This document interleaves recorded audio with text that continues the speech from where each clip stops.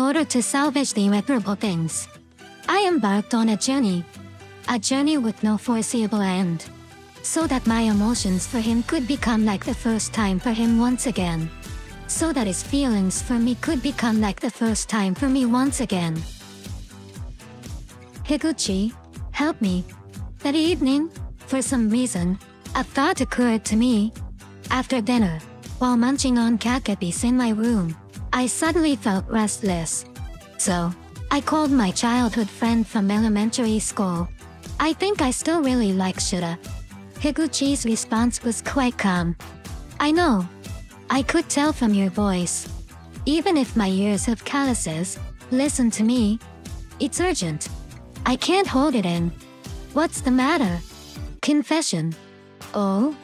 After about 5 seconds of silence, Higuchi spoke coldly. I thought it would come to this sooner or later. Don't be so indifferent about it. It's not my business in the first place. For a moment, I almost hung up the phone, but I reminded myself that it was Higuchi on the other end. So, can you, with your calm and cool eyes, tell me what I should do?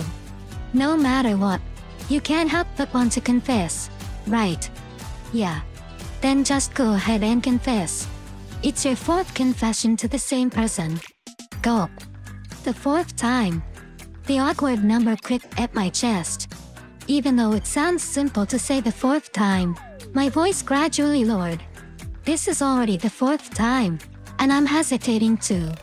Is there any hope left to confess to someone who rejected me 3 times before? What if I stop pursuing Shida and another girl takes him away? What do you think, Higuchi? Shida probably won't be taken by another girl. You're missing the point. Is there a chance of success with this confession? Higuchi fell silent. It felt too real. Come on, say something. You're not usually this hesitant. Higuchi, what are the odds of confessing to someone who has rejected you 3 times? Let me think. It's probably as difficult as finding a 4-leaf clover in the desert.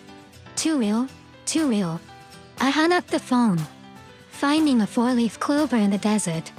This near impossible illusion made my nose tingle. As I tried to hold back tears and lay on my bed, I realized my pillowcase was already wet with my tears. I knew it was my problem because I couldn't let go. Rejected, and rejected again. My first crush on Shida began 10 years ago when I was in 1st grade. Back then, I didn't know what love was, but I confessed to him casually, and he casually rejected me. After that, I never had a romantic relationship. The 2nd time, in 6th grade, my dreams were shattered. Then, in the 3rd time during my 2nd year of junior high school, I seriously wondered if there would be another chance. I could never be with Shida. I had to accept this reality. I gradually began to hate myself for being so infatuated with him. Always being obsessed with Shida. Always chasing Shida's gaze. Only caring about his gaze. Never caring about other people's gazes. And my world shrinking. I gradually grew tired of myself. After the 3rd rejection, I made a vow to Higuchi that I would change and distance myself from Shida. I joined the girls' volleyball team, became more social in class and on social media, and shifted my focus away from Shida. If we ever thought about Shida, I find myself 10 yen, and after setting this rule, I actually saved a small amount of money. However, I still couldn't manage to go to a different high school than Shida. Sakashida is going to the same high school as me. Take good care of me. When Shida said this with a cheerful smile, completely unlikely that he had rejected me 3 times, I swore to treat him as an old friend during the 3 years of high school. At least I didn't want to cast a shadow over that smile. As long as I didn't push things, I could still be considered a female friend. Fortunately, in my 1st and 2nd years of high school, I wasn't in the same class as Shida. We had minimal contact, usually just a casual greeting in the hallway. I thought that was fine. But then, ding dong, the doorbell rang.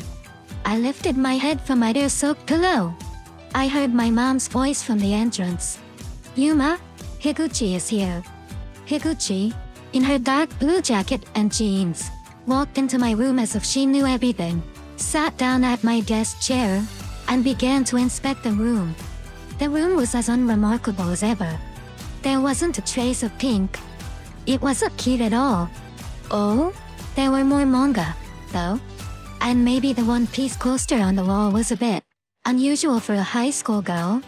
Don't be too nosy about my obsession with One Piece, I told Higuchi, giving her a stern look. Your energy source is Luffy, right? You recharge by looking at that poster every day. Even my phone lock screen is.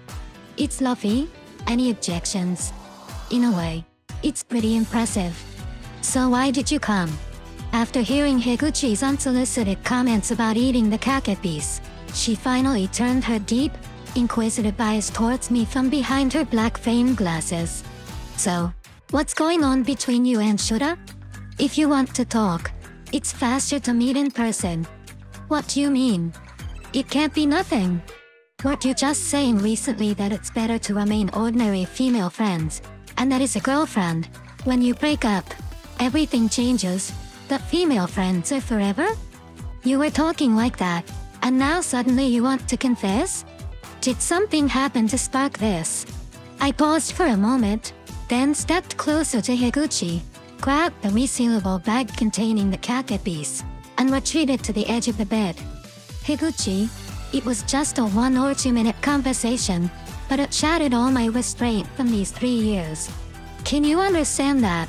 So, you're saying you talked to Shida for a minute or two? I'm really thankful he listened to me. I couldn't hold it in any longer, and to be honest, I'm not someone who can keep secrets, so I picked up the pace and told Higuchi everything about that day. Though I was reluctant, none of my high school friends knew about my past, and there wasn't a better person to confide in than Higuchi. This happened 5 days ago because a guy from the boys' volleyball team named Onishi was pestering me. After school, I rushed to the girls' volleyball practice. Just as I left the classroom, Onishi, who had been waiting at the door, grabbed me. I had rejected him multiple times before, but he was persistent. Please, Yuma, just consider it. It's not possible. It's a lifelong request. I said no. This strange conversation must have gone back and forth many times. Have mercy on me and find someone else. I've tried everyone else. You're my last option. Even more reason not to. Please, I beg you. This situation seemed endless. When I was feeling puzzled, a voice came from the side. Hey! I turned my head and saw Shida standing there. Ah! I couldn't respond to Shida's sudden appearance with a hey. Now, Shida was so close, and I, who could only observe him from a distance, felt like I understood the concept of nearness and distance in the world. In Shida, addressing Onishi like that, I'd like to talk to Sakashida for a moment. Is that okay? I had never expected something like this to happen. I left the confused Onishi behind and ran towards Shida. The school campus, bathed in the setting sun's glow, looked like it had been filtered. The silhouettes of the students going back and forth seemed faint. Only Shida, walking silently forward, was particularly eye-catching. We walked far enough, Shida said. Oh? There's nothing to talk about, but I saw you being pestered and thought I'd help. Help? Nothing to talk about. These two sentences mingled in my mind. Since I had resolved to let go earlier, I didn't feel happy or disappointed anymore. I looked at Shida in bewilderment and found that he had grown a bit taller, but his easygoing smile remained the same. Oh? Yes, indeed. I was just caught up by him. Thank you, I exclaimed, finally regaining a bit of that old friend feeling. Oh? Yes, you know, that guy is from the boys' volleyball team. He seems to want to start a beach volleyball girls team, so he's trying to recruit from the girls' volleyball team. Huh? Why didn't you mention beach volleyball to me and Shida before? He's probably just interested in seeing girls in bikinis. He did the same thing during our summer training camp in Shannon. He's clearly a pervert. Sounds a bit sketchy. I made a joke about it, and Shida burst into laughter. After that, Shida brought his face closer, his long bangs covering his eyes. He said softly, "Stay on guard." Afterwards, Shida seemed a bit shy and said, "Bye," then walked away. The echo of his previous words still lingered in my ears. Stay on guard. Yeah. It's a bit different now. It's like his tone has become even calmer. Stay on guard. No, it's not quite right. His voice needs to be a bit lower. Although I can't mimic it perfectly, the resonance of that day has stayed in my mind. And it's been echoing for the past 5 days. I realized I'm once again only thinking about Shida, so it pushed it into confession mode directly. Right. Make sure not to tell anyone. I emphasized this to Higuchi many times. It's exactly like that. Higuchi, what should I do? You're probably in a state where you can't stop yourself anymore. You just have to go and confess. Really? The 4th confession? Are you serious, Higuchi? Those who aren't serious are the ones who have already been rejected 3 times and still keep pushing. Another rejection might finally make you calm down. After all, you've been all in, right? Speaking of which, suddenly, I felt a lack of confidence, and no matter how much I stared at the carefree smile of Luffy on the coaster, it didn't give me the motivation for my 4th confession. I leaned back and fell onto the bed. Well, Higuchi, although it's a bit embarrassing, this time I'm really scared. I'm scared to confess, and I'm scared of rejection. It's the most terrified I've ever been in all my previous attempts. Looking back now, my first confession was too casual. The second and third times, compared to now, were way too lighthearted. Really? When I think about my past self, I can't even recognize the way I used to be. It's because I was too casual before that I've ended up like this. Higuchi, are you listening? I'm listening, but I don't quite understand. Keep going until I get it. So, the more times you confess to the same person, the less intense your emotions become. The shock of the second and subsequent confessions definitely can't match the intensity of the first. The one being confessed to won't feel that pounding heart sensation, probably because they've gotten used to it. Or maybe it's a deja vu kind of thing. It's like watching the same movie again. There won't be any surprise, and you definitely won't feel excited. How can a confession that doesn't make your heart race possibly succeed? Higuchi, are you listening? I'm starting to understand what you're getting at. If you want to continue, go ahead. In other words, the person confessing experiences a psychological burden that increases with the number of confession attempts. 16-year-old me has realized it. I don't want to get hurt anymore. This time, if I get rejected, I probably won't be able to be friends. It's because I thought about these things that scared me. So, recently, I've thought about it thoroughly. Why did I confess to him when I was in 1st grade, still a tiny little kid? In 1st grade, Shida was still a little brat with a runny nose. What does he know about liking someone or not? How could I give my precious first confession to such a little brat?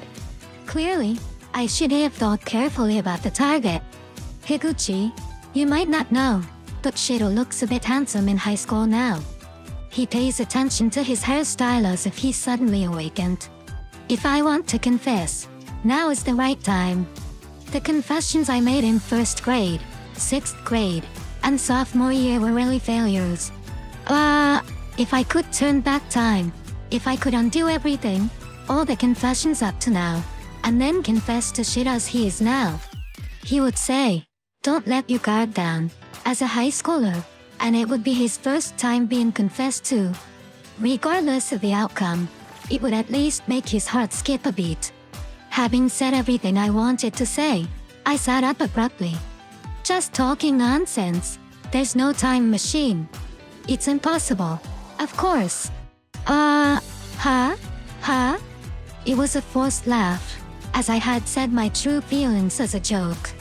At that moment, Higuchi looked at me with a serious expression and said, I do happen to know someone who can assist with time travel.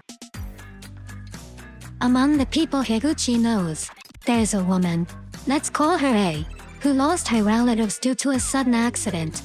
A's deceased relative, let's call him X, had numerous family members, including uncles, mothers, and elder brothers, and there were various rumors circulating about A and X having a big argument a few days before the accident.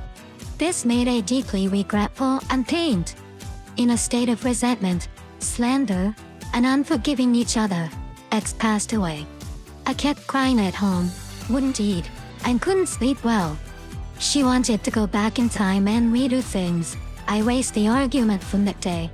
One day, a concerned relative, possibly an aunt or a psychic younger sister, who was worried about A's condition, heard something incredible from someone she knew. It was said that there was a person with special abilities who could help those wanting to time travel. With a glimmer of hope, A found that person with special abilities and successfully erased the argument between her and X a few days before his death. A, now emotionally prepared, finally started looking forward. 2 weeks after hearing this urban legend, the ending is a bit casual. Higuchi and I arrived at the apartment where the person with special abilities lived. It was a high-rise apartment just a 3-minute walk from the Yamanote line station. Through the floor-to-ceiling glass at the entrance, the view extended to a courtyard, where birds were singing and flowers were fragrant, creating a scene resembling an oasis in the city. Are you sure this is the place? A person with special abilities lives here like some kind of celebrity. Facing my skeptical question, Higuchi, looking at her memo on the phone, asserted, "No mistake. This is it." I had to inquire through my mom's friend, then call that friend's niece, and then contact the niece's boyfriend, and then contact his senior colleague, and it was quite a process. As we walked toward the front entrance with tatami mats, Higuchi was describing the arduous journey of inquiries she had made. It was indeed challenging for Higuchi, who was not a fan of social interactions. That's why I asked if this was the right place. But Higuchi, why did you go to all this trouble to contact all these people for me? Why? Because I wanted to witness it with my own eyes. Witness? Witness what? I've been observing your foolish love since elementary school to see what kind of ending it would have. If you just give up after the 4th confession without any twists, it would be so disappointing. No twists? What kind of twists? I think love stories with beautiful people who mutually like each other are boring and no one wants to read them. I see. I could understand. Higuchi, who held the viewpoint that love stories were more interesting to watch than be a part of, indeed had a writer's ambition. So, every day, she honed her observation skills. Subjects like time travel, which didn't pique her interest, might be challenging for her. But, are one-sided love stories like mine really interesting? Wouldn't it be better to write stories about beautiful people who like each other willingly? Who would want to read stories like that? In our conversation, we reached the front door. Higuchi entered the passcode on the automatic lock and walked into the spacious hall, resembling a chapel. It's just past 11. Higuchi checked the time on her watch in the elevator, heaved a sigh of relief. When making the appointment, we were told to be punctual because the person was busy. This person with special abilities seems quite busy. Judging from the phone call, she sounds like a woman. What kind of person could she be? Would she be wearing a black veil and manipulating a crystal ball with her long, manicured nails? Or perhaps she would have a dimly lit room with candles, candle holders, and crosses, emitting an eerie atmosphere. It's not that I lack curiosity. It's just that I'm entirely unexcited, as I don't believe in time travel at all. I said, it's pretty obvious that this is impossible, right? Higuchi, you've already gone through all this trouble to contact her, so I won't stop you. But if some weirdo tries to get me involved, I'll leave immediately. So, we had no choice but to embark on this suspicious adventure. I was prepared for the unexpected as we entered the apartment building. Hello, please come in. A lady of indeterminate age, with a petite figure, came out from room 1207. She looked quite ordinary, which only heightened my suspicion. She wore simple gray trousers, had slightly curled medium-length hair, and minimal makeup. There was a single pearl necklace shining on her chest. There was nothing strange about her appearance. Surprisingly plain, isn't it? Are you disappointed? The mysterious woman smiled at me, who couldn't hide my disappointment. When doing unscrupulous business, at least your packaging has to look decent. Otherwise, no one would come. That's the trick of this trade. I see. Let me introduce myself once again. My name is Moriya Makie. She handed me her business card. The business card bore the title M&M Time Travel Agency Director above her name. Indeed, it looked quite official. Well, even though it says director, I'm the only one in the company. I see. While I was still exclaiming, I see, Higuchi took a step forward and introduced herself. Nice to meet you. I'm Higuchi Ichiga. You must be the client this time. Yes? I'm sorry for this strange request all of a sudden. I was worried when I heard there hadn't been a request like this before. But for my friend who's lost, please take care of us. Higuchi gave me an elbow nudge, and I quickly lowered my head. I'm Yuma Sakashida. Please take care of us. You're the one who confessed to the same person 3 times. She looked at me with a sympathetic expression, her left hand resting on my Boston bag. That's a big bag? Yeah, it is. I have my sports uniform in there. I have a club activity in the afternoon. Time travel followed by a club activity. High school students nowadays are so busy. Well, my schedule is quite packed too. Let's get started. As Makie mentioned earlier, she promptly asked us to sit down, serve tea, and then got to the main topic. First, we need to confirm the purpose of the time travel, which is to acclaim your 3 previous confessions. But before casting the spell, you need to make sure. Wait, before that, I'd like to ask about the cost. I interjected. The cost. The cost of time travel. I might not have that much money. Upon hearing my question, Makie looked somewhat troubled. In reality, there's no fixed price. It's calculated based on the time travel's distance, scope, and various factors, primarily depending on whether it tires me out. So, there's no specific price. No, it's not like you're going on a vacation to Hakone. But don't worry. If someone is wealthy, I'll definitely charge them more. But I won't deliberately make things difficult for someone who doesn't have much money. Focusing solely on making money can lead to a decline in abilities.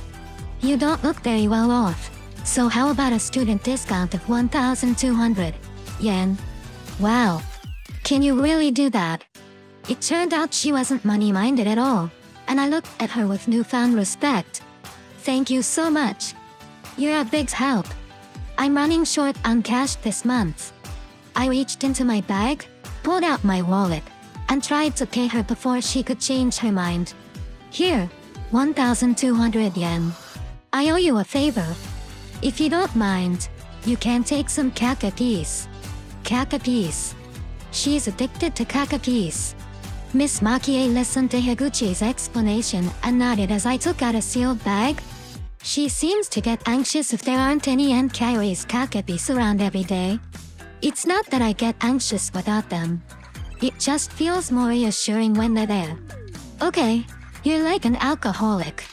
Since you've already taken them out, I'll have some? I'm a bit hungry. Makie emptied the kakapis from the sealed bag onto a plate, and as we ate, we got to the main topic of our discussion regarding time travel. First, you need to know that when time traveling, anything that could affect future development should be handled with care. Your actions when returning to the past might influence the present for all of humanity. Your interference is limited to your own past, which is reclaiming your confessions. I already know that. If I accidentally do something weird in the past, it could affect the present, and even my mom might become someone else. Exactly. That's the idea. You must strictly adhere to this fundamental rule. Also, I've set a rule myself. You can't tell your past self about the future. For instance, that you got rejected several more times and should wait until high school to confess again. Don't tell your past self anything early. Don't get involved. But I remember Nobita told the past Nobita all sorts of things. If you want to talk about that. Doraemon spoils Nobita too much, Makie remarked, giving me quite a shock. Knowing anything about the future that you shouldn't know in advance will definitely lead to a bad outcome. This is my years of experience speaking. Unforeseeable future is a common source of human anxiety, and once people know the future, they tend to become complacent and disinterested. After all, if you already know what the future holds, life loses its meaning, doesn't it? Seems like it. Exactly. That's why you shouldn't try to persuade or warn your past self. You should think of other ways to prevent the confession. What other ways do you mean? Figure it out yourself. Huh. Continuing from earlier, there are other strict rules you must adhere to. Time travel can't be used to make money for yourself. You can't impart knowledge or information about buying GAFA stocks to your past self, or to anyone else. I will monitor your actions during time travel in real time. If I discover any violations or tendencies, I'll halt your journey. And there's one more thing. This rule. That rule. I heard a bunch of intricate regulations from Makie. While Higuchi was diligently taking notes on her phone, I sat quietly, eating the kake piece. The more Makie spoke passionately, the more I couldn't resist reaching into the plate. Only the kake piece could calm me down. Sorry, can I say something? When I realized my previous composure had disappeared, I asked impatiently. To be honest, listening to all this, it sounds stranger and stranger. Why does it sound more and more like real time travel the more I listen? Makie froze, and a cookie slipped from her fingertip, creating a distinct sound as it hit the floor. More importantly, it was a peanut, not a kaki no tane. Do you think I'm joking? We stared at each other in shock. Do you think it's really time travel? The collision of those two questions finally prompted Higuchi to speak up. I'm sorry. Even though I might not have verified its authenticity, if time travel is indeed possible, there's one thing I can't quite understand. What is it? There's no time machine in this room. Higuchi's statement made the bland living room suddenly make sense. There was no sign of anything resembling a time machine. However, Makie remained unfazed. This is the reception room. The studio is next door. Let me clarify. The so-called time machine is like a weight loss machine, a device created by a scientist for those who can't time travel through their own abilities. A weight loss machine. It's a prop for those who can't time travel on their own. When I saw Makie's mouth curl into an eerie smile, my instincts told me one thing. It's real. This is definitely not a joke. The workshop next to the living room was very dim. The curtains were drawn, and there was no lighting at all. Only the light from the hallway crept through the crack in the door, casting a shadow of a rectangular low bed in the center of the room. So, no special equipment is required, Makie said, placing her hand on my shoulder. You just need to lie down there. Think about the past you want to return to. Hold my hand, and concentrate. It's that simple. So, this will actually take me back in time. Yes? More accurately, you'll be delving into your own memories. Delving? How does that work? You'll see once you try it. After saying these words, I swallowed hard. Lying down and thinking about the past to return to it. Could it really be that easy? Maybe we should forget about it? Many customers give up at the last step. After all, meeting your past self is quite an adventure. Makie said to me as I stood at the doorway. If you change your mind now, I can still refund your money. I understand.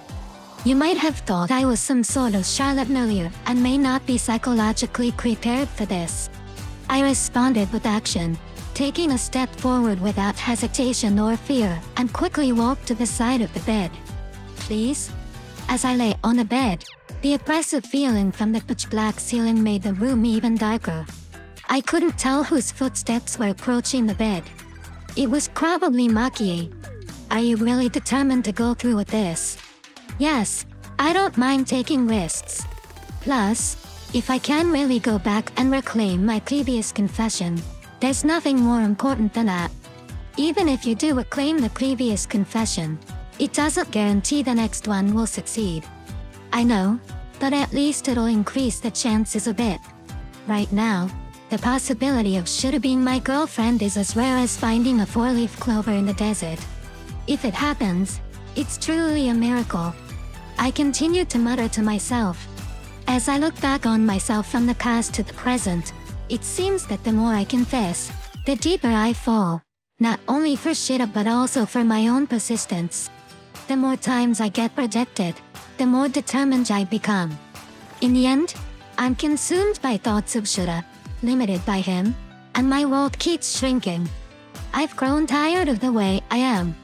I'm not sure if I genuinely like Shura or if I'm just unable to overcome this obstacle within myself. There was a muffled sound coming from beneath the pillow. A hand reached out to me from the side of the bed.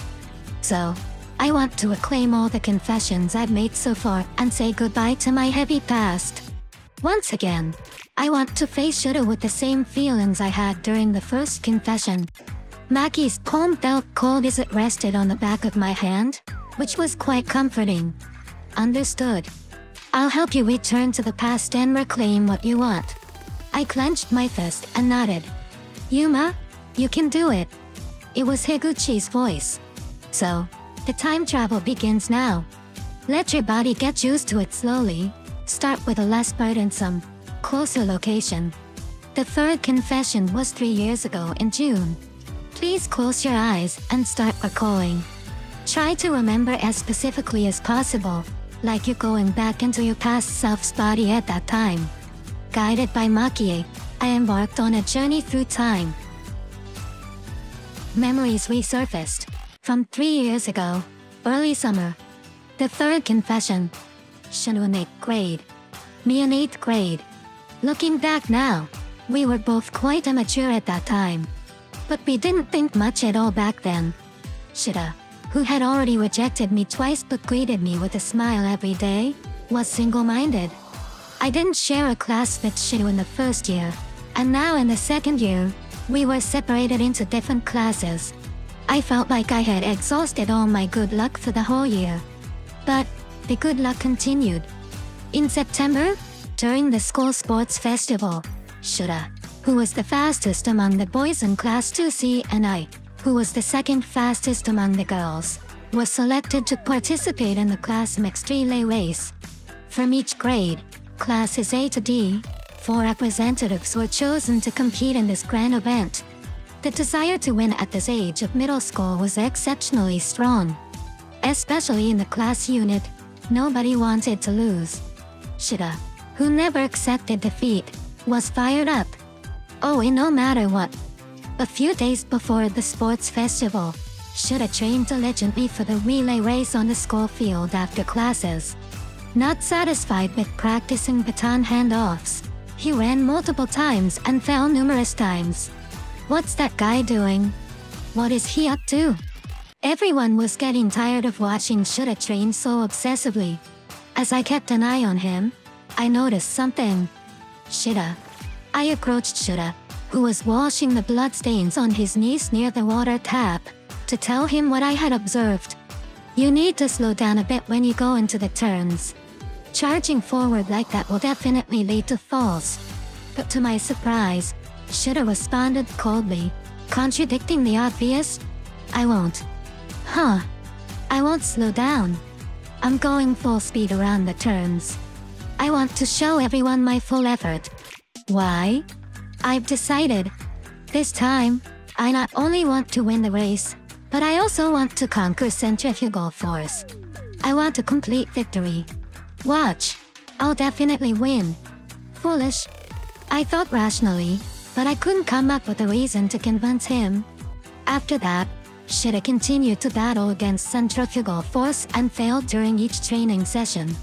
Yet, he reassured the worried members of the Class C relay team, saying, "It's okay. I'll definitely make it during the actual race." How could he expect to succeed in a real race if he failed every time in practice? It was only during these moments that Shida would curse the protagonists of the manga he liked so much. Those characters always awakened and overcame various challenges for no apparent reason. Shida's determination to break through this predicament was too strong. What should we do?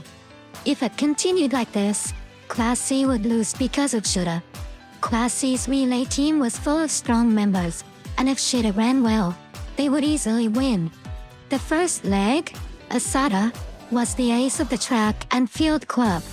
Having achieved victories in the district meet, she should be the clear frontrunner.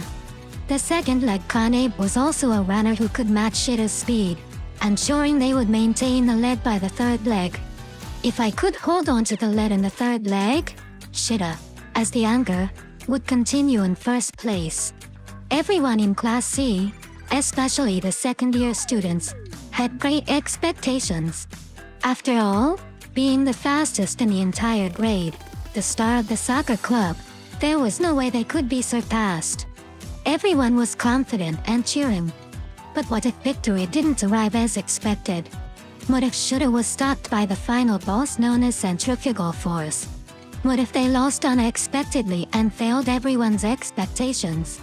What if Shida was scolded, and people started to dislike him? What should we do? What should we do? Frustrated every day, I finally came up with a solution one day that would prevent the worst-case scenario. The actual action took place on the day of the sports festival.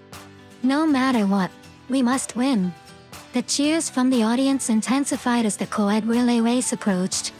Before heading to our respective starting positions, Shida raised his fist high for the various relay teams. After leaving Shida, who was ready to burst with emotions, I explained my determination to him. "Shida, I've already made up my mind." "Huh?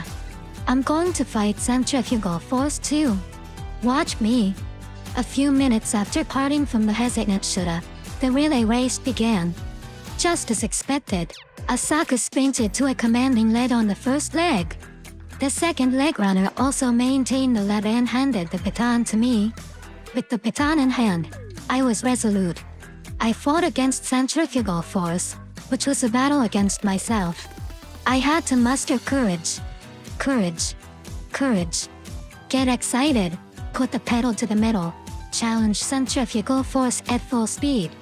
Then, I stumbled. Rather than falling, it felt more like I was soaring. For an instant, my body felt weightless, and then I came crashing down heavily. My knees, elbows, my face, and finally my body hit the ground. I lay sprawled on the ground. The other runners kept passing me, racing ahead while I remained sprawled there like a lifeless body. Their footsteps gradually faded, and I finally snapped out of it. I stood up and stared at Shida's figure, which had approached after some time, looking as if he had been drunk. Everything is over. I didn't want to see Shida's frustration, nor did I have the face to meet my classmates from Class C, so I spoke to Higuchi with a worried tone. "I'm going to the infirmary to rest for a while," and then quietly slipped out of the venue. I felt a complete exhaustion from head to toe, from the inside out.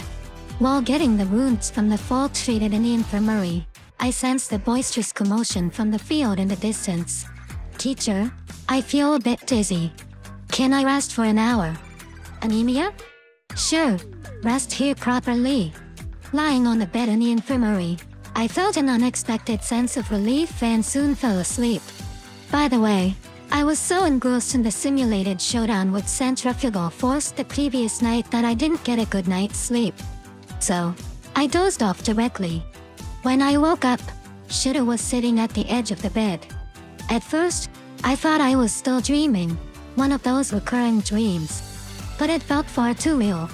The air was filled with a mixture of dust and the scent of sweat.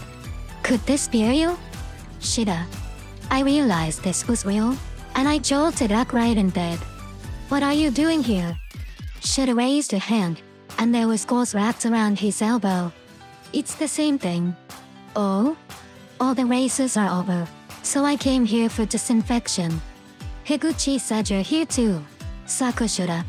I had thought he must be so frustrated, but Shida's tone was unexpectedly light. You took quite a tumble. Are you okay? Yeah. I just scraped some skin. No big deal. You've got quite the fighting spirit, Shida. Yeah. I did everything I could to avenge you. I finally felt relieved. Centrifugal force really hates it, right? As an opponent, it's too strong, isn't it? Yeah. I know it might sound weird to say this, but when I saw you accelerating around the turns, Shida tilted his head as if struggling to find the right words. I was really moved. Huh. I didn't expect there would be someone dumber than me. I was genuinely moved. Thank you, Sakashida. Even though I couldn't understand what moved him, the final thank you was undoubtedly heartfelt, and that moved me. I had moved Shida. I received praise from Shida. Shida even said thank you. Well, I'm going to the closing ceremony now. After Shida left the infirmary, the pounding in my chest grew stronger. Here's the place of the third confession. Huh? A sudden voice echoed in my mind. It was Makie. Didn't I tell you I'm monitoring you? Oh? Right. Afterward, you confessed to Shida, right? Yes, that's right. After that, I chased after him and caught up with him by the shoe rack, then confessed. I realized that I still liked Shida, and I asked him if he wanted to be my girlfriend. And what did Shida say? He was puzzled for a moment and then looked very uneasy as he said, "Thank you, but I'm not sure about this kind of thing right now. I'm really busy with club activities." While saying this awkwardly, he retreated and eventually ran away. This time, he might say the same thing. Still not sure about liking someone. It's probably still too early. It shouldn't happen here. Then let's go retrieve it. As if I were banished, I delved deep into memories from 3 years ago. In the quiet hallway, coasters on the walls, the soft yellow sunlight streaming in through the windows and bathing the floor. At the end of the hallway, you could hear the echoes of a marching band from the playground. It's the school building in junior high. That's right, the first floor that day. Everyone should still be out on the playground. That's why there wasn't a soul inside the school building. As I sneakily looked around, I saw a small figure darting by at the stairwell. A slightly hunched figure walking. It was Shida. I must not be mistaken, which meant I turned my gaze toward the direction of the room with the sign that read nurse's office. My past self must still be immersed in the excitement inside. And then gradually unable to contain it. I still liked Shida. After all, I wanted to convey my feelings to him. The confession from back then was right in front of me, wasn't it? Yes, it was now. Clang. The sound of the door to the nurse's office opening reached my ears. Oh no. I quickly ducked into the girls' restroom. How could I stop my past self from going forward? It didn't take long to formulate a battle plan. My past self gradually approached, rushing forward with reckless abandon, looking like she had completely forgotten about her knee injury, with nothing else in her eyes but Shida. As the approaching figure grew nearer, I acted instinctively. Wearing my sports uniform, I leaped out of the girls' restroom with incredible momentum, extending my right leg. I tripped my past self, and she tumbled out. Crash. It sounded like a nasty impact. It hurt so much. Groans of pain reached me. My past self seemed to have bumped into the same spot, falling to the ground, clutching her knee in pain. I'm sorry, past me. But even if I confessed, I would still get rejected. I muttered in my heart, wiping the sweat from my forehead. Mission accomplished. Then let's return for now. The sound of Makie's voice brought me back to the present. I returned to the bed in the dimly lit and silent studio. You worked hard. Although it was a bit rough, well, it was a success. Congratulations, Yuma. Just now, Miss Makie provided me with a live broadcast of the general situation. The congratulations on both sides were still unable to overpower my fatigue, which felt like I had traveled the world. I couldn't find happiness in all this. The painful image of my past self falling in the corridor after tripping was etched into my mind. But it might not be such a bad thing after all. By using a brief moment of knee pain to rescue my past self from endless heartache in the future, I wouldn't be affected by the phrase "she is completely devoted to club activities." I could join the volleyball club, free from the burdens and pains that came with it. All of this could be attributed to me, who had transcended time. Hey! While praising myself, I suddenly remembered something. Why don't I have any recollection of seeing myself in junior high? I don't even remember tripping, if it's on the timeline after the unsuccessful confession. Makie calmly said to my bewildered self, "I'll temporarily store the parts where your memories have been updated. Your memory update is quite large, covering 3 years worth of data. If you accept all of it at once, you won't have the energy for 2 time leaps. I'll upload the necessary parts to you later, so let's think about what to do next." Alright. Yes, there were still 2 unretrieved confessions. This memory update after the first time travel had already left my head spinning. I took a deep breath and turned my head. Then, I'm ready for the second trip. Can you handle it directly? Your body must be very tired. Time travel is quite exhausting. I can handle it. Strike while the iron is hot. Right. True. You still have club activities in the afternoon. Huh? If the third confession didn't happen, I shouldn't have joined the volleyball club. As I was about to start thinking about this, Makie's hand covered mine again. Alright, let's focus and start recalling the second confession. I followed my memories to spring 5 years ago. The second confession. In 6th grade, Shida and I were at that age when we began to develop feelings for the opposite sex. I considered us both rather innocent at the time. In 3rd and 4th grades, Shida and I weren't in the same class, and back then, I wasn't as fixated. The budding admiration from 1st grade, which was now gradually growing, made us instinctively look at the boys we liked, think that the gym teacher was so cool, and even make plans with friends like Yaguchi to marry our idols and have twins. Looking back, at that age, liking was as mild as a bowl of clear soy sauce ramen with only dried bamboo shoots and green onions. No rich soup base, no fatty slices of roast pork, and no satisfying boiled egg. As I recollected, even the 1st grade heartbreak seemed like an old story to me now.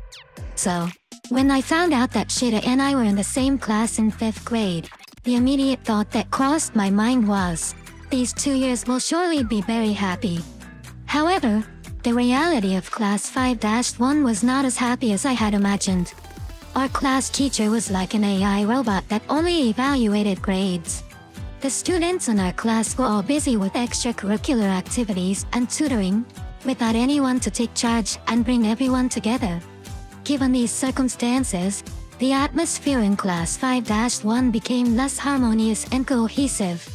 In the confines of this large group, everyone only spoke to their friends, avoiding unnecessary interactions each day. There was a marginalized boy named Nakamura among us. He was exceptionally quiet and never initiated conversations or interacted with others. He was a slight, studious boy. When everyone treated him with disdain, Shida was the only exception. Did you finish your homework, Nakamura? Did you read this week's Jump, Nakamura? Why are you always sleeping, Nakamura? In the lifeless atmosphere of Class 5-1, Shida, the one full of energy, couldn't accept the presence of despondent classmates. He greeted Nakamura every day, trying to pull him out of his solitary swamp. Even though other boys gave him cold looks, and Nakamura didn't seem to respond much, Shida didn't hesitate to keep calling out to him as Nakamura. It wasn't out of sympathy or a sense of justice. I felt it was a reflex, a simple act to protect the vulnerable. At the same time, Shida was likely unaware that he, too, was struggling against the cold atmosphere of Class 5-1. Shida, you're amazing. You don't go with the flow. One day, I said to Shida secretly. He looked at me with a puzzled expression. Go where? I mean, not going with the flow. What does that mean? I said you don't follow the crowd. So, where should I go if I don't follow the crowd?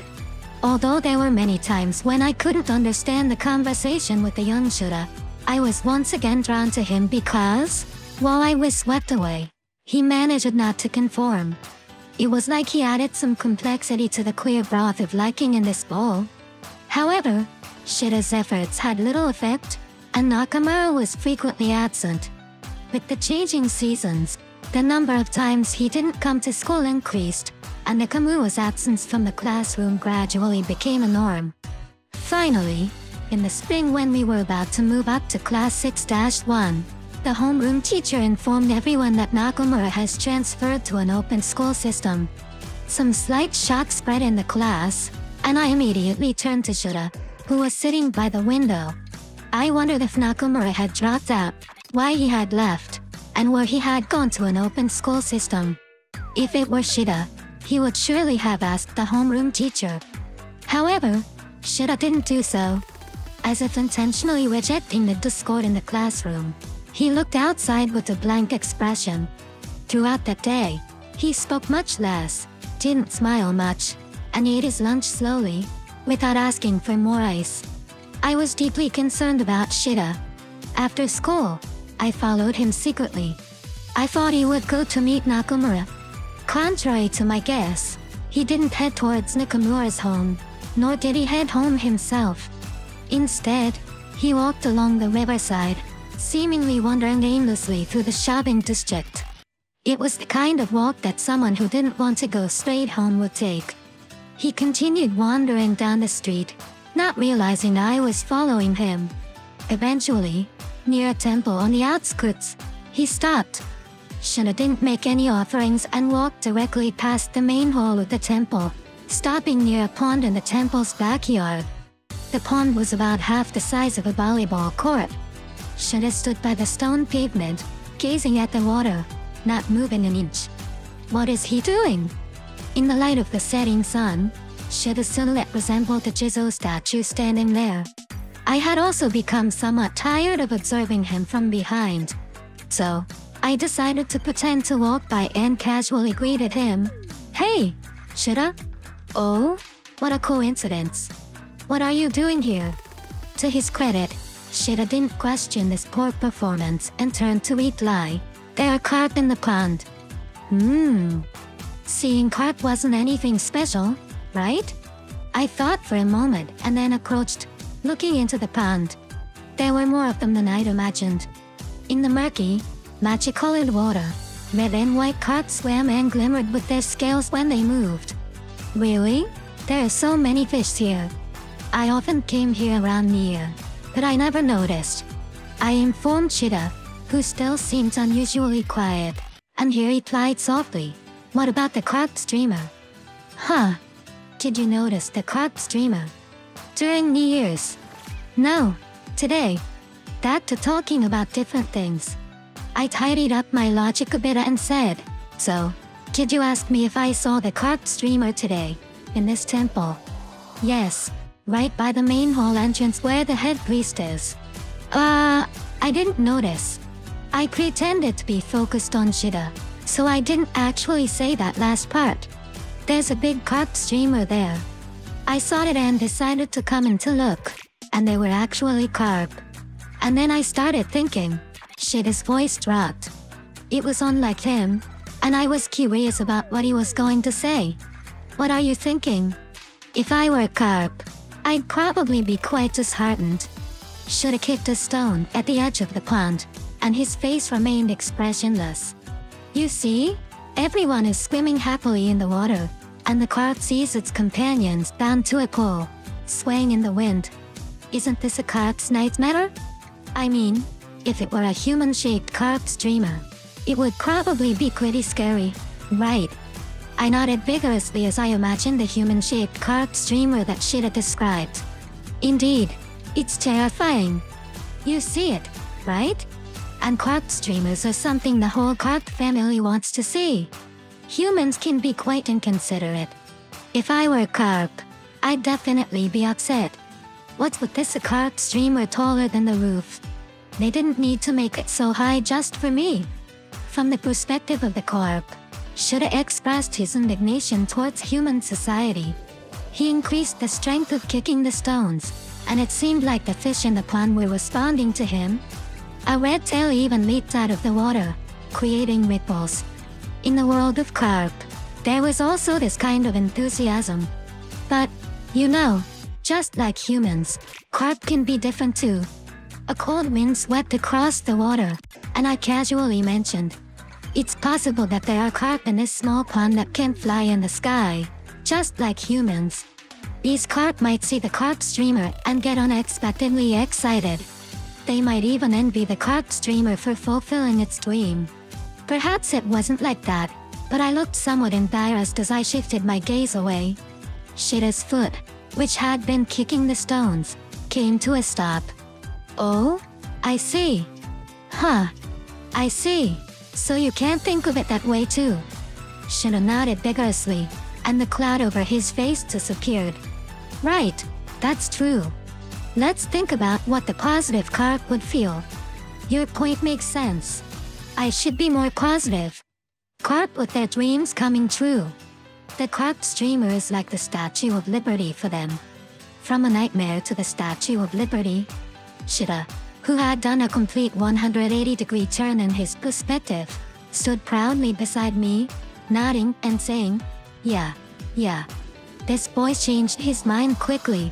1 second he was headed in an entirely different direction, and the next, he was somewhere else entirely. This made him seem particularly dazzling. I watched the orange-red sunset cast over Shida. Nakamura will definitely be able to fly out to the place he longs for too.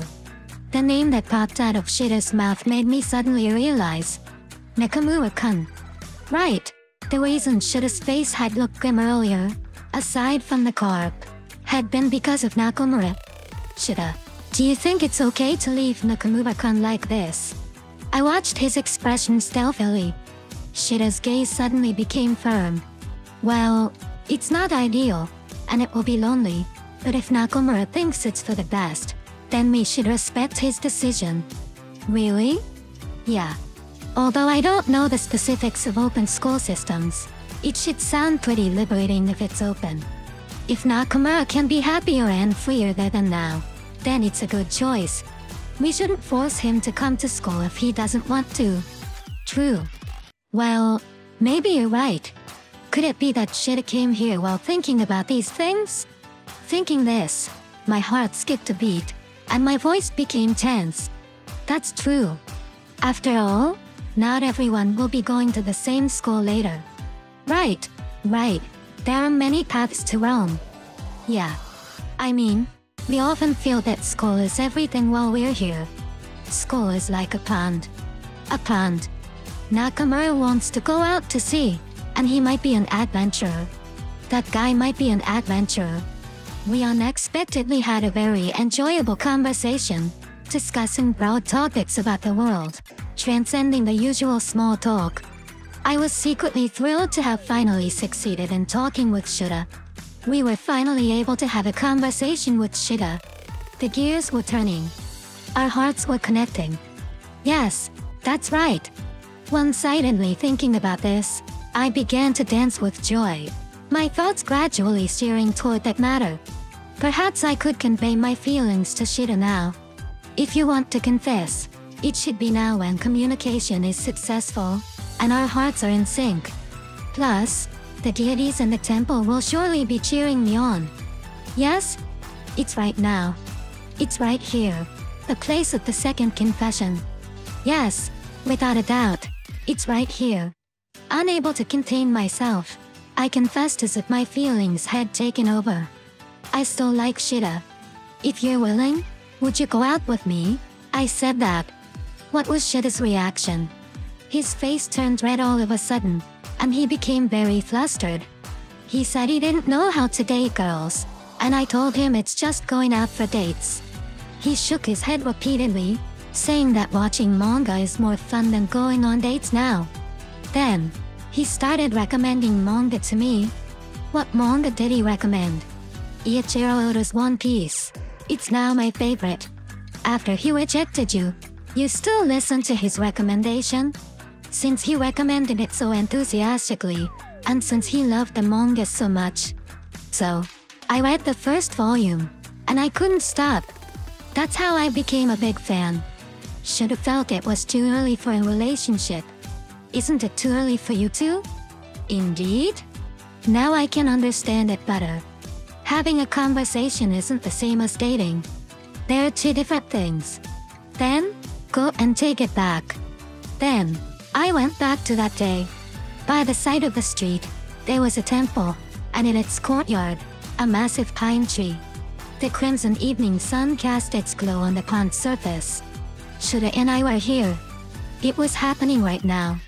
Shura was talking about the vastness of the world, and I was about to confess my feelings. There was no more room for hesitation. Quietly, I tiptoed closer to their backs. Shura was engrossed in his words, unaware of me approaching. The past me was diligently listening to him, also unaware of my presence. The past me fixed my gaze on Shura, trying to find the perfect moment to confess. Finally, Shura's voice came to a halt. At that moment, I took a deep breath and rushed forward. I tried to say. There was no way I could let you finish that sentence. I pushed the past version of myself from behind. Thud. The past me fell forward. Splash. The past me fell into the pond. Mission complete. Once again, I opened my eyes, and Miss Makie and Higuchi looked at me with surprise. While I had a hunch before. You really went for it? Yuma from 5 years ago had it rough. They stared at my real self, looking exhausted, as if I had just returned from space. I responded resolutely. It's okay. The pond wasn't deep. Higuchi frowned and scolded me, saying, you should consider your past self a bit more. The more you care about your past self, the more you can make tough decisions. Although the past me would undoubtedly hold a grudge against the person who disrupted that confession, learning the truth, they would surely be grateful. After all, the second confession was directly met with a no, and it left me feeling as if I wasn't even as interesting as a manga, leading to my introduction to One Piece. If I hadn't tried to confess, I wouldn't have met Luffy and the others. Right. Miss Makie, I muttered indifferently. Let's get this over with. I need to retract the rest of my confessions. Instead of thinking about all the what-ifs, I should finish what's left. Before my thoughts started wavering, before an unknown fear consumed me, before I lost the energy to face the past. Are you sure you don't want to rest? You must be tired, Miss Makie asked. If I go one more time, I should be able to handle it. After all, I've been exercising well in the club activities. Wait, have I been doing club activities? Oh no, my mind is already a mess. Come on, Miss Makie, hurry. I gasped for air and reached out my hand to her. Please? Alright, Miss Makie responded. Miss Makie placed her hand on mine. It's your last time travel. The destination is 10 years ago, which is a bit further back. Let's do our best to recall the memories. Let's recall. 10 years ago, the first confession. Wait, I can't just recall it all at once. 10 years is too distant. Memories from long ago are covered by a thin layer called the passage of time. Shura and I were in the first grade of elementary school. Just recently, we were in kindergarten. We were really still just kids. Back then, not only were we not considering relationships with the opposite sex, we might not have even had self-awareness. Transitioning from kindergarten to elementary school felt like becoming a part of a vast and bewildering group. School teachers, older students, classmates from different classes. Suddenly, there were so many new people in my life, and I felt anxious every day. My homeroom teacher and classmates in the same class must have wondered why I looked dazed all the time. In a world filled with uncertainty and a dense fog, there was a face that started to shine in my bewildering world. It was in the latter part of the school year, during the seat change, that a boy known as Shitik among the boys became my desk mate. Haruta Shida. He was always looking around in class, running around the classroom during breaks, and had some sort of injury on his body every day. He was a mischievous boy. At first, my knowledge of him was limited to that. One day, at the monthly boxed meal day, that boy caused a bit of commotion. In the blink of an eye, he finished eating his lunchbox beside me and then opened a small package, making a crunching sound. I looked over and saw he was eating kake peas. Crunch, crunch, crunch. More and more people were drawn to the sound he was making. Finally, someone called out, "Shitik is eating snacks." The whole class's attention turned to us. But Shida calmly said, "It's not a snack. Kake peas aren't sweet." This triggered a significant debate. Sweet or not, it's still a snack. I think kake peas are an adult snack. How could you bring snacks to school? But there's konjac jelly in my bento. Konjac jelly isn't considered a snack, just konjac. Then, kake peas aren't snacks. They're just persimmons. What nonsense. Amid the debates in the class, Shida was the only one who continued to eat the kake peas without changing his expression. I gazed at the sight of his face, as he hungrily consumed the food. How could he eat that many without finding them spicy? As Shida continued to munch on the kake peas, my feelings of respect and reverence for him grew strangely. Let's not worry about each other's business. Everyone, enjoy your own lunch. Shida-kun, even the teacher doesn't consider kake peas as dessert. Next time, ask your mom to eat their real persimmon fruits. Finally, our homeroom teacher spoke, and Shida had only one kake pea left. He solemnly picked it up with his fingers and stared at it as if saying goodbye to an old friend. I couldn't help but say, "So, it wasn't a peanut after all." Shida turned to look at me. "What peanut?" "My dad always saves peanuts for the last bite." Hearing that, Shida looked at the kake pea again and then asked, quite suggestively, "Do you think if I plant the seed, it can grow into a tree and produce kake peas?" "It won't grow. I can guarantee you that now." But back then, I wasn't so confident about the world's workings, and I thought, maybe it really can grow, so I shook my head and replied, "I don't know," in an evasive manner. Then Shida proposed, "Why don't we try it?" for some reason, and I became interested too. Perhaps we thought it would be fun to plant the seed regardless of whether it could grow. I set aside the tamagoyaki that I had saved for the last bite and ran with Shida to the school garden. Shida chose a corner of the flower bed for planting the seed. "Don't tell anyone, okay? It will be a surprise when it grows." With the secret between us, we started visiting the flower bed during our lunch breaks. While I thought it was unlikely, Shida was always filled with anticipation. Gradually, I was infected by his optimism and started hoping that it would indeed sprout. Around that time, I also started eating kake peas, which were my father's favorite food. I envied Shida, who kept eating kake peas with enthusiasm, so I decided to give it a try even though I wasn't good at eating them. I began with one, then two the next day, and gradually increased the quantity to get used to the mildly spicy taste. Soon, I got addicted. If we succeeded in growing the kake pea tree, I could eat as many as I wanted without having to share with my dad. That became my aspiration. Of course, the seed didn't sprout. 10 days had passed, and we arrived at the flower bed one chilly afternoon. Shida finally said, "If it doesn't sprout today, let's give up." I was very nervous and looked at the corner of the flower bed. It didn't sprout.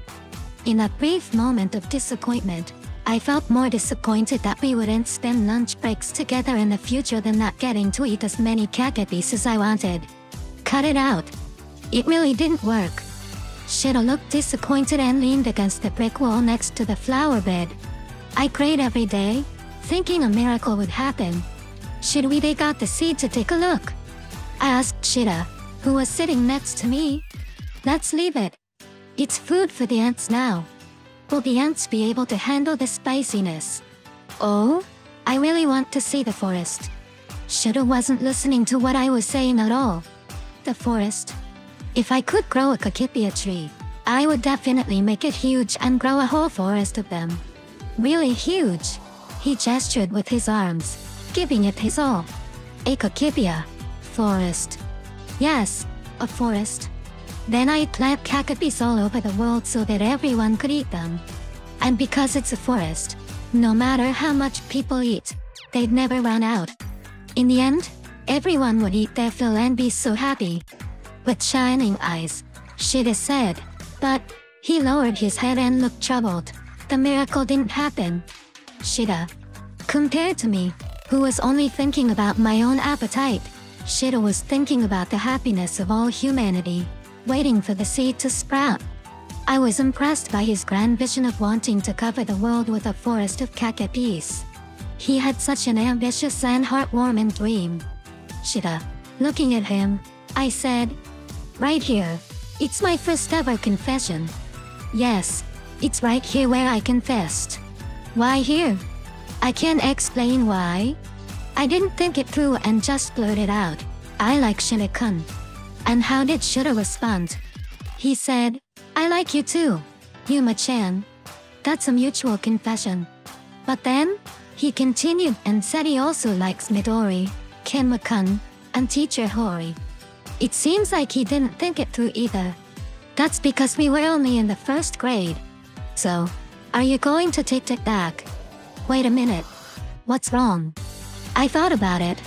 I don't want to be too harsh on my first grade self, so I came up with a plan. Can I go back to this point in time but a little before it? A little before it?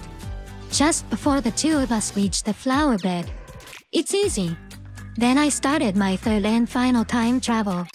Accompanied by the autumn breeze, I returned to my elementary school during lunch break, back to the long row of flower beds that separated the school building from the school. While many of our classmates were playing in the courtyard after finishing their lunch, this secluded flower bed area remained empty. I immediately began executing my plan. I observed my childhood self as I plucked some weeds and replanted them in the flower bed where Shida and I had once planted the kakapis. In less than a minute, my mission was complete. Right at that moment, the two first graders were approaching this area, Shida and me. I quickly hid on the other side of the flower bed and watched covertly from the thick chrysanthemum bushes as they discovered the sprouting kakapis. Hey, look! It's sprouting. Wow! It really is sprouting. Look at the little sprouts. It finally sprouted. The two of them were joyfully jumping up and down, and the vibrations of their excitement reached me. Finally, a miracle happened, I mumbled to myself. With this minor change in the timeline, Shida's vision of a kakipia forest wouldn't be brought up, and my impulsive confession wouldn't take place. Everything was going as planned. Despite that, I couldn't find any happiness within me, and I couldn't figure out why. The kakipia tree has sprouted so many seeds, and everyone can eat them, Shida said with gleaming eyes as he shared his vision. As for me, I was going to continue living my life, unaware of this event. Every time I ate kakapis from then on, I wouldn't think about the kakipia forest that Shida described, nor would I be moved by his gentleness. I thought about all this, and for some reason, I felt a deep sense of loss. Even though I had successfully achieved my mission, my chest ached, and I couldn't explain why.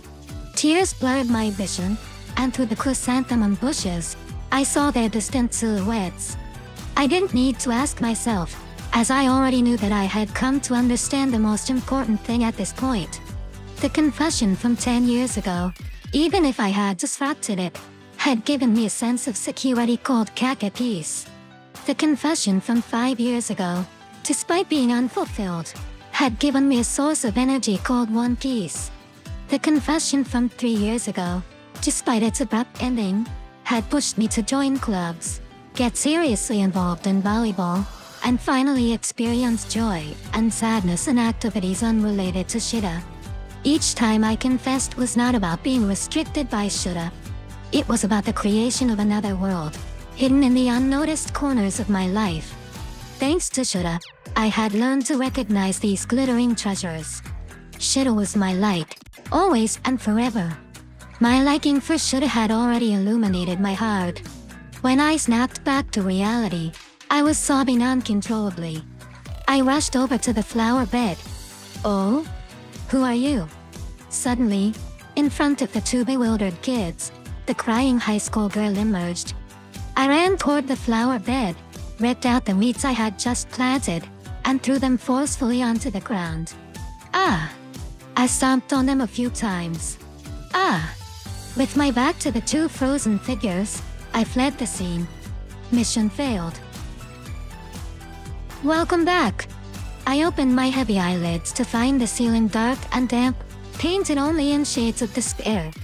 What do? I instinctively raised my hands and covered my face, which was wet with tears and snot. I seemed to have done something terrible. Whether it's Kakapiece or One Piece or club activities, everything I've ever had came from Shida. I contemplated trying to undo the irrevocable, only to lose what I shouldn't have lost. The deed is done, Miss Makie said firmly to my deeply regretful self. Isn't the current me the result of your wishes?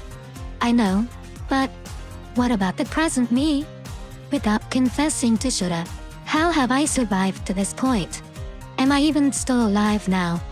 Aren't you alive and well at this very moment?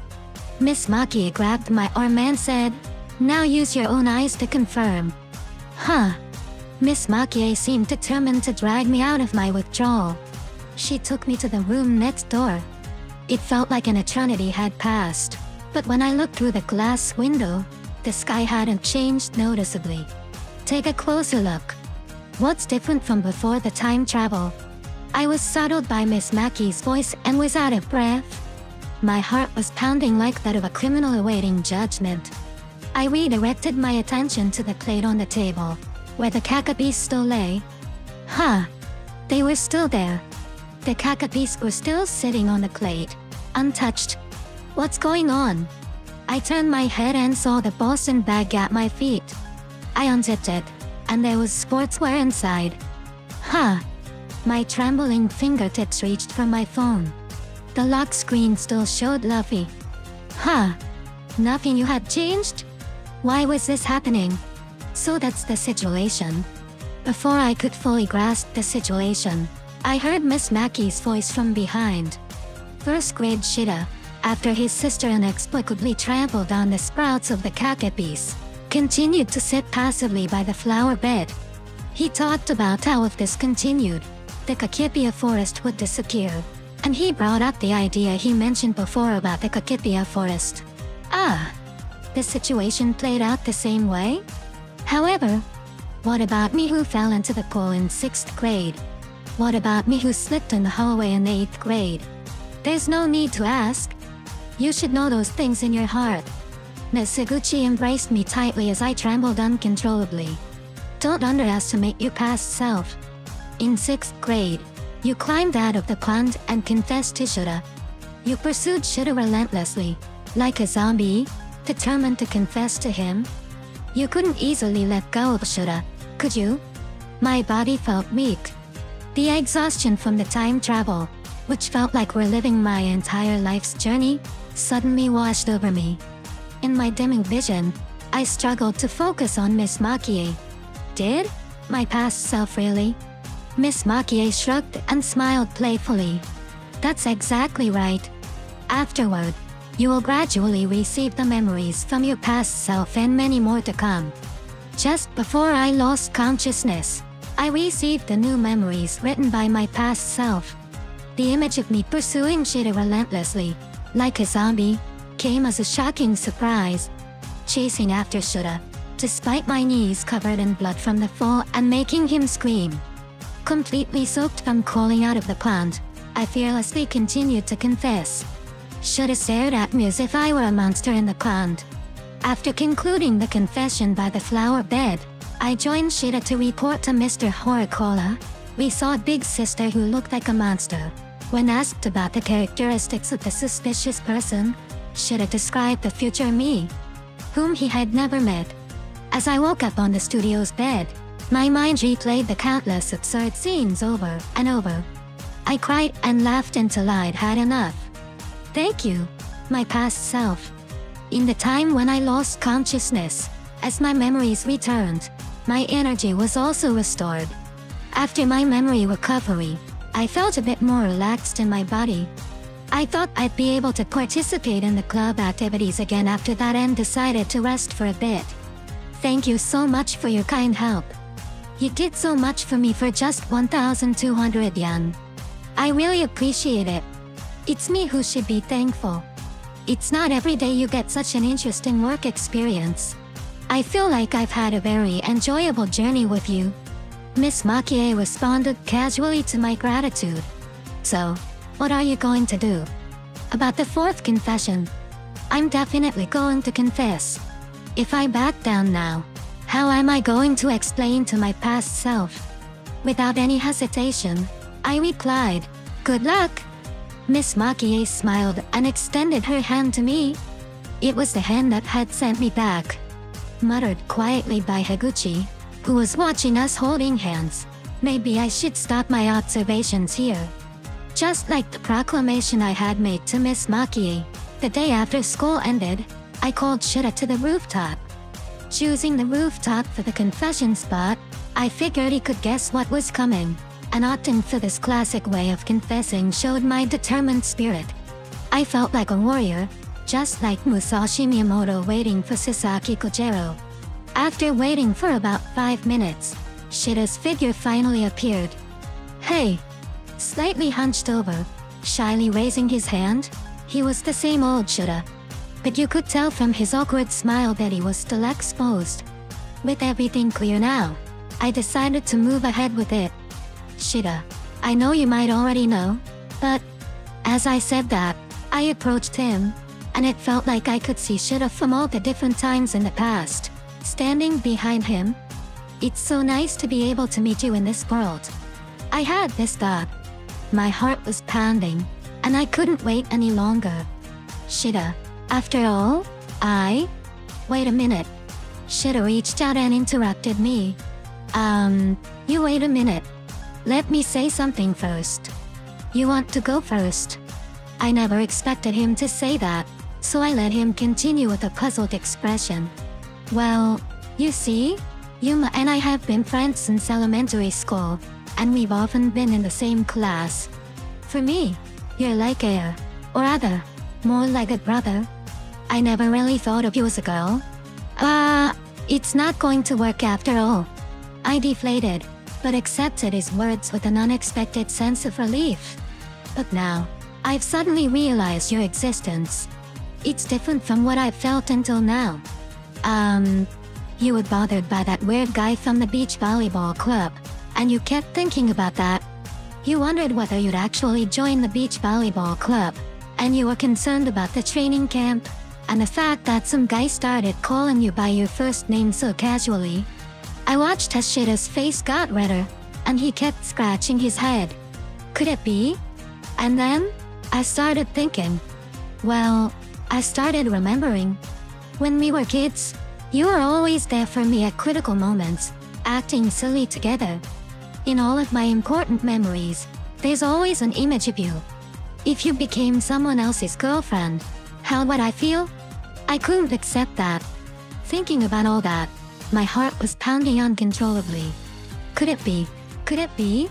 So, because you've been saying those things to me all this time, today, I want to say this to you, Sakashida. On the day I was preparing for my fourth confession, I was confessed for the first time.